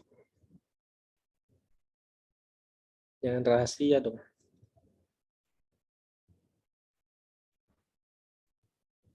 Ayo dia. Kelihatan matanya doang.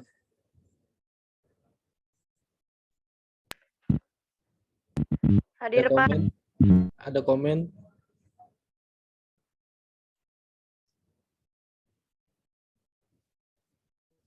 Ada sedikit, tapi mungkin Silakan.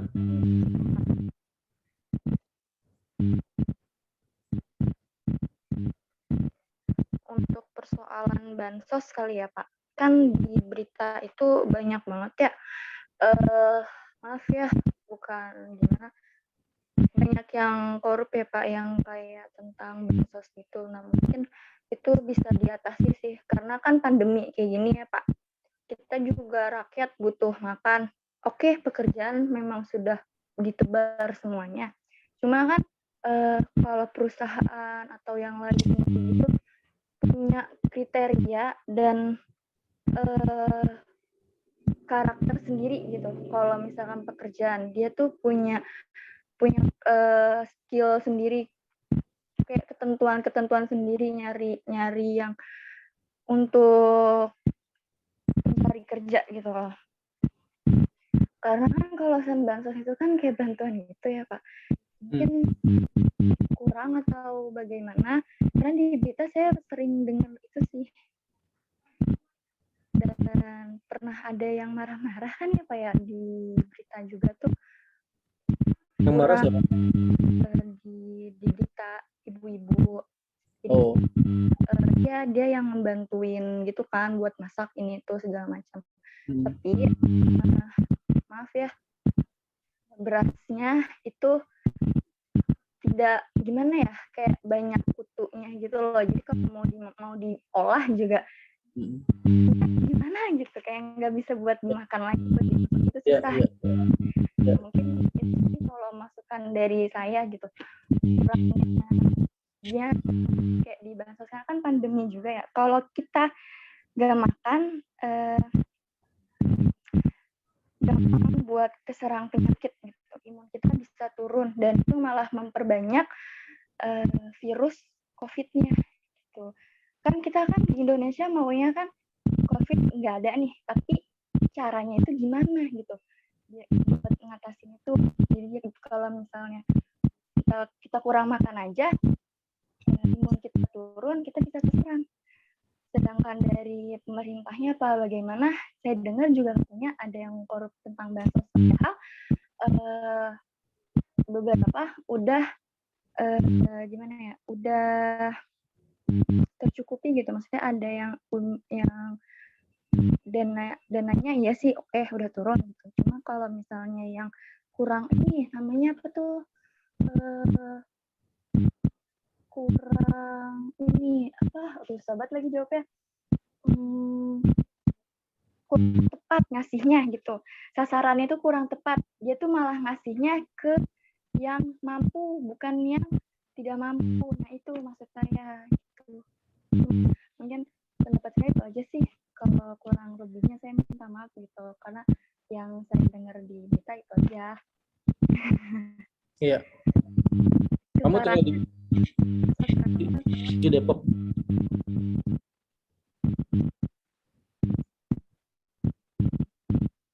Sasarannya salah, terus saya sih kesiannya sama rakyat miskin aja, karena mereka yang nggak punya pekerjaan, mereka yang di PHK, anak yang kurang gizi, itu lebih rentan kena virus.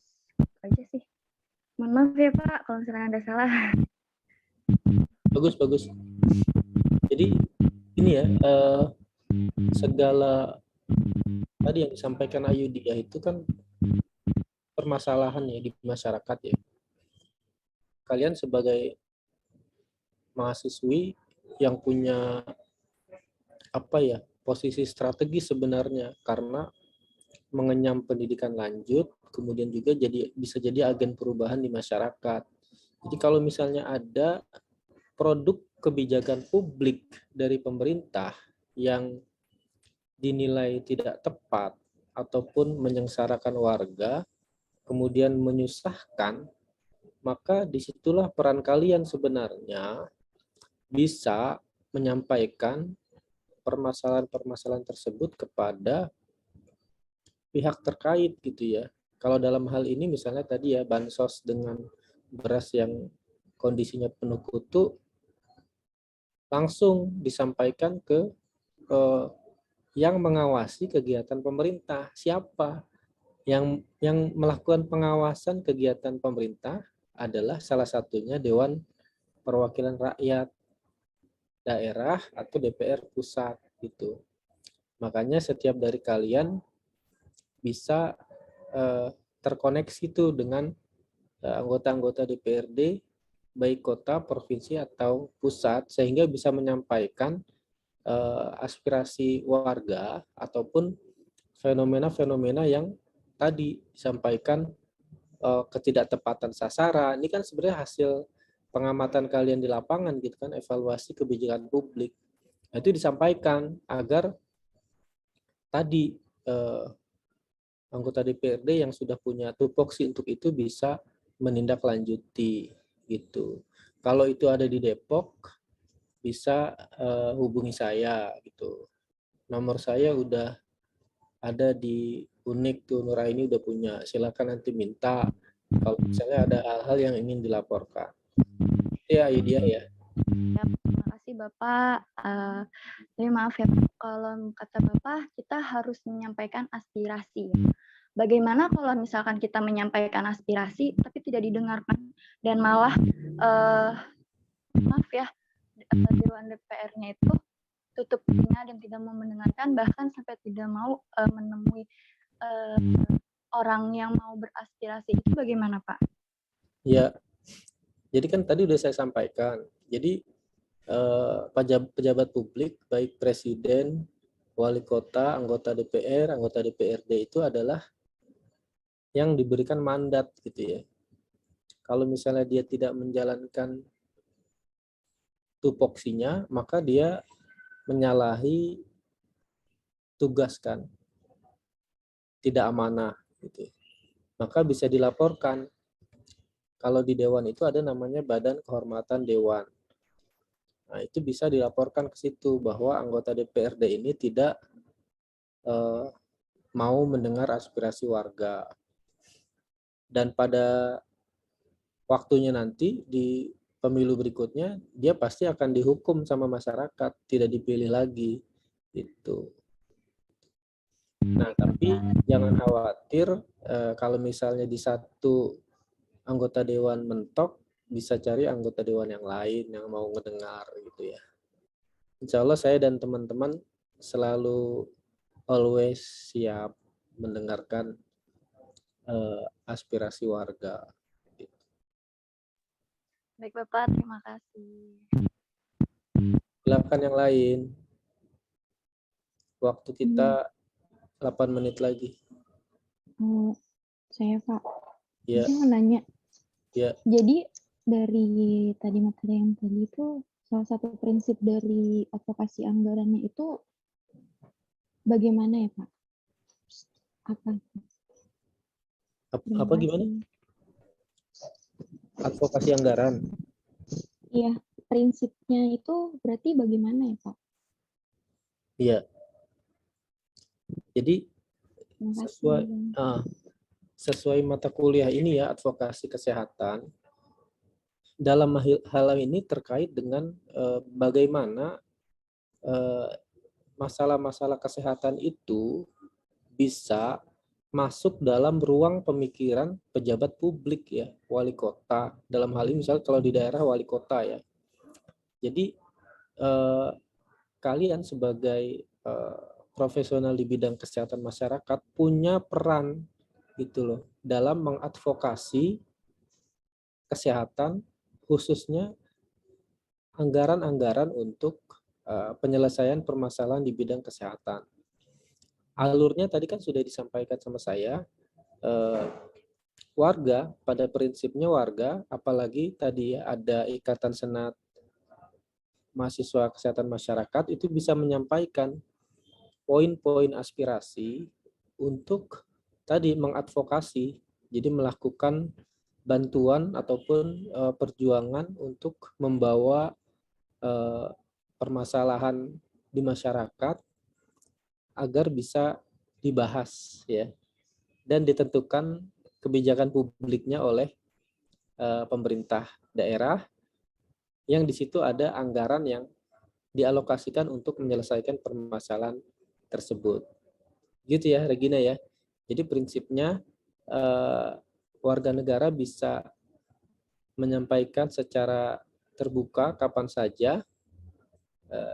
Yang pertama, level pertama kepada anggota DPRD kota, kemudian kepada dinas kesehatan untuk menyampaikan tadi isu-isu di bidang kesehatan masyarakat.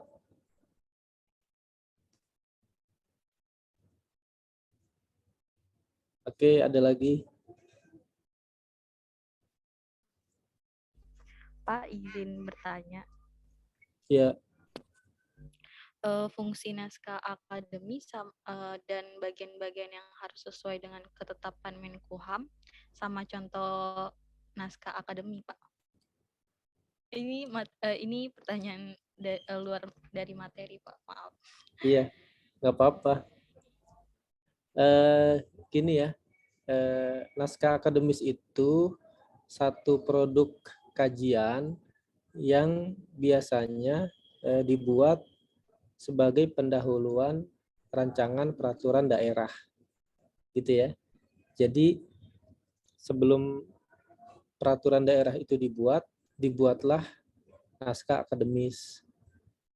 Misalnya untuk Raperda Kota Layak Anak gitu. Dibuatlah kajian akademis hal-hal apa yang akan diatur ruang lingkupnya dari mulai landasan sosiologis, filosofi, kemudian yuridis gitu ya. Kemudian ruang lingkup apa aja yang akan diatur oleh perda tersebut, kemudian bab-babnya, itu udah di situ biasanya yang buat NA itu konsultan akademisi sebagai tahapan awal dalam pembuatan rancangan peraturan daerah gitu. Jadi itu juga salah satu isi yang akan mendukung dalam pembuatan peraturan daerah. Kontennya itulah salah satunya ada di NA. Gitu. Unik. Baik, Bapak. Terima kasih. Titipan siapa pertanyaannya? dari Ibu Susi. Ya, Raffles juga bisa bikin NA gitu. Misalnya ada peraturan daerah kesehatan masyarakat. Nah, NA-nya silakan bikin aja. Nanti kita follow up untuk pembuatan rancangan peraturan daerah bidang kesehatan masyarakat. Gitu. Ayo, ada titipan pertanyaan dari dosen lain?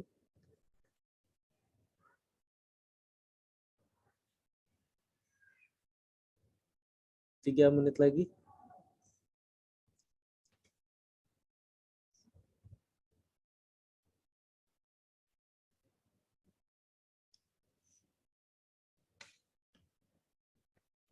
Kalau tidak ada, bisa kita cukupkan ya,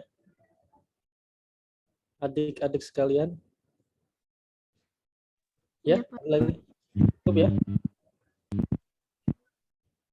Oke, sekali lagi terima kasih kepada mahasiswa Stikes Rafflesia untuk kuliah vokasi kesehatan. Dalam hal ini membahas kebijakan publik, sistem hukum, dan proses buatan APBD. Mudah-mudahan sedikit banyak sedikit, mau 10%, 20%, 80% bisa terserap. Kalau ada yang nggak ngerti, ya bisa kita ngobrol-ngobrol lagi nanti. Nomor handphone saya ada di Mbak Unik atau di Bu Susi. Silakan kalau ada yang mau tanya. Sukses untuk kalian semua. Tetap jaga kesehatan, tetap terus semangat belajar, dan juga jangan lupa tadi pesan saya bahwa kalian adalah agen-agen di masyarakat, agen perubahan. Jangan malas untuk berinteraksi dengan warga, karena disitulah peran kalian sebagai akademisi, sebagai agen sosial untuk bisa membantu masyarakat tadi hak-haknya terlayani. Kemudian juga kalau misalnya ada permasalahan-permasalahan di lapangan bisa dilaporkan ke stakeholder terkait, bisa ke DPRD atau dinas terkait. Kayak gitu ya. Mohon maaf kalau ada kesalahan. Assalamualaikum warahmatullahi wabarakatuh. Waalaikumsalam warahmatullahi wabarakatuh. Terima kasih, Pak. Terima kasih, Boleh Pak. foto bersama, Pak. Pak, foto bersama, Pak. Oh iya. Saya dan Sudah siap semua?